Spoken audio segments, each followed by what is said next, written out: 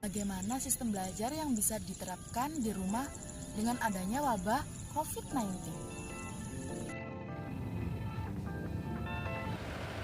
Sistem belajar. Oke, beralih ke pembahasan sistem belajar.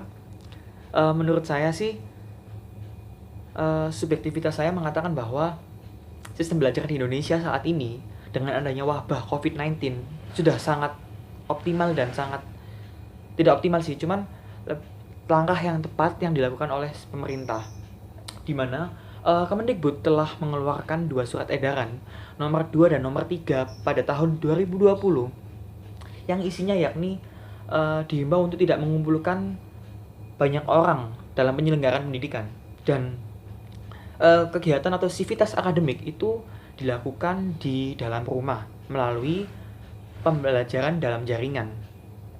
Nah, mau tidak mau, langkah preventif yang dilakukan oleh pemerintah dalam mengantisipasi adanya wabah ini untuk meminimalisir melonjaknya kasus itu tentunya udah sangat tepat lah menurut saya.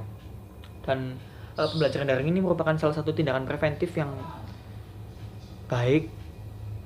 Seperti contohnya yang awalnya terjadi perbedaan bahwa perkuliahan di dalam perguruan tinggi negeri, perkuliahan yang awalnya dulu tatap muka diganti dalam online, entah itu melalui Google Classroom, Zoom, dan sebagainya. Dan mau tidak mau, kita tetap harus bisa menyesuaikan diri dan tetap produktif dalam pembelajaran online itu, seperti itu. Nah, lantas langkah apa sih yang bisa diambil supaya tetap produktif, dan apa aja sih yang bisa dilakukan di dalam rumah itu? Tentunya banyak sekali. Kalian bisa olahraga setiap pagi, membuat time schedule daily, terus banyak-banyak studi literatur online di rumah, dan banyak sebagainya. Tentunya masih banyak yang bisa kau lakukan di dalam rumah seperti itu. Tidak ketinggalan pelajaran. Jadi masih banyak lah. Lalu apa langkah-langkah yang diambil pemerintah dalam bidang pendidikan pasca adanya virus corona ini? Pemerintah menjawabnya melalui surat edaran yang dikeluarkan oleh Kemendikbud pada tanggal 24 Maret tahun 2020 kemarin, di mana pada poin keduanya mengatur bahwa pembelajaran yang sebelumnya kita lakukan di kelas secara langsung dengan bertatap muka akan digantikan oleh pembelajaran yang sifatnya daring atau pembelajaran dari rumah. Dan pada surat edaran tersebut juga diatur aspek-aspek yang harus terpenuhi dalam proses pembelajaran daring ini, di mana yang pertama adalah dalam pembelajaran daring ini guru hendaknya menciptakan proses pembelajaran yang bermakna tanpa merasa terbebani dengan standar capaian pada kurikulum. Dan yang kedua, hendaknya pembelajaran memuat mengenai virus COVID-19 ini atau virus corona. Dan yang ketiga adalah di mana ketika guru menentukan proses pembelajaran ini hendaknya juga memperhatikan kesenjangan akses yang dialami oleh para siswa. Dan yang keempat adalah guru juga memberikan umpan balik pada atau selama proses pembelajaran. Seminggu setelah diterapkannya surat edaran ini, di mana siswa telah dirumahkan dan pembelajaran dilakukan secara daring, KPAI Komisi Perlindungan Anak Indonesia menerima 51 aduan terkait dengan pembelajaran daring ini, di mana siswa banyak mengeluh karena banyaknya tugas dan pemberian waktu pengerjaan yang begitu sempit.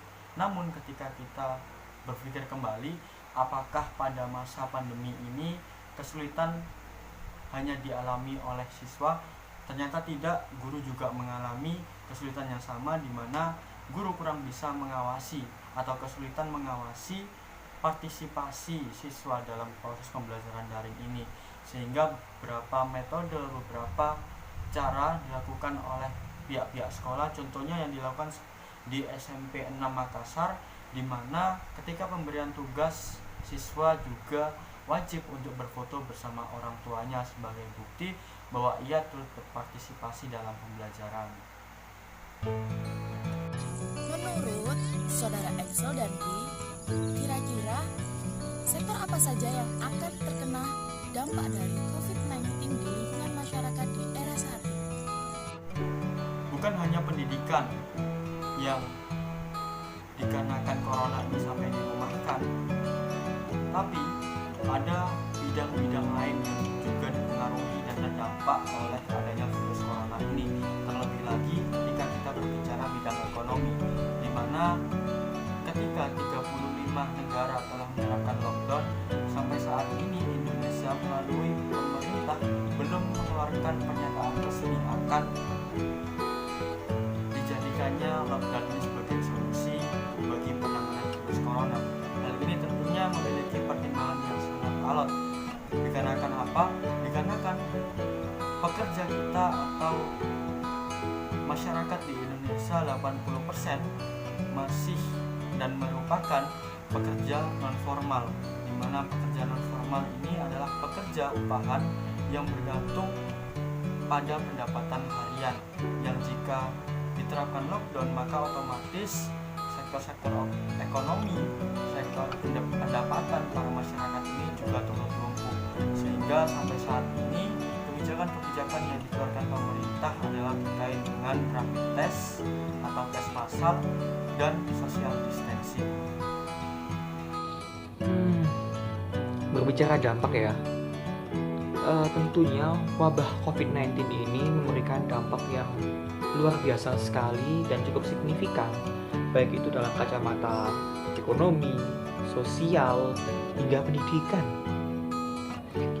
Beralih ke ekonomi, kita tahu bahwa kurs rupiah terhadap dolar itu rupiah mengalami melemah, di mana hampir melonjak ke angka 16.500 atau 17.000, dan itu hampir mendekati krisis moneter, dan ini tentunya tidak baik bagi negara Indonesia akan stabilitas ekonomi. Yang kedua yakni di bidang sosial, tentunya bila memang jadi pemerintah menerapkan sistem lockdown, dan tentunya harus difikirkan kembali pekerja-pekerja harian seperti pedagang dan lain sebagainya, dan tentunya itu berdampak bagi penghasilan masyarakat tersebut yang memang penghasilannya bersifat harian, seperti itu bahaya juga. Nah, di poin ketiga, pendidikan, sudah saya sebutkan tadi, yang pendidikan khususnya dalam PTN nih ya, berbicara soal PTN, karena saya mahasiswa, terdapat di PTN sendiri telah terlihat beberapa PTN telah menjalankan sistem pembelajaran dalam jaringan atau online, padahal dulunya itu tatap muka. Karena adanya virus COVID-19 ini, pembelajaran semua dialihkan ke online, bahkan sidang skripsi pun juga beralih ke online, seperti itu. Apa pesan kalian untuk masyarakat luas? Harapan kami untuk teman-teman yang menonton video ini agar tetap mengikuti himbauan pemerintah untuk menjaga jarak dan menghindari kerumunan. Dan mari kita berikan apresiasi kepada tenaga medis yang telah menjadi garda terdepan dalam penanganan virus COVID-19 ini. Dan mari kita doakan bersama agar masa persebaran dari virus COVID ini agar cepat selesai dan kita dapat beraktivitas sebagaimana biasanya. Salam pendidikan. Nah, pesan dan kesan untuk tenaga medis, tetap semangat dan terus menyelamatkan orang lain di sana, dan perjuanganmu akan dikenang oleh seluruh masyarakat Indonesia, seperti itu, dan jangan pernah menyerah. Dan buat masyarakat dan kawan-kawan, pastinya tetap ikut himbauan pemerintah, keluar seperlunya saja, bekerja di rumah, dan tetap produktif meskipun di rumah, tetap melakukan hal-hal yang positif dan turut serta berupaya untuk meminimalisir wabah COVID-19 ini, seperti itu. Dan mungkin itu aja dari saya. Bye bye. Nah, jangan lupa komen, subscribe, dan share informasi ini kepada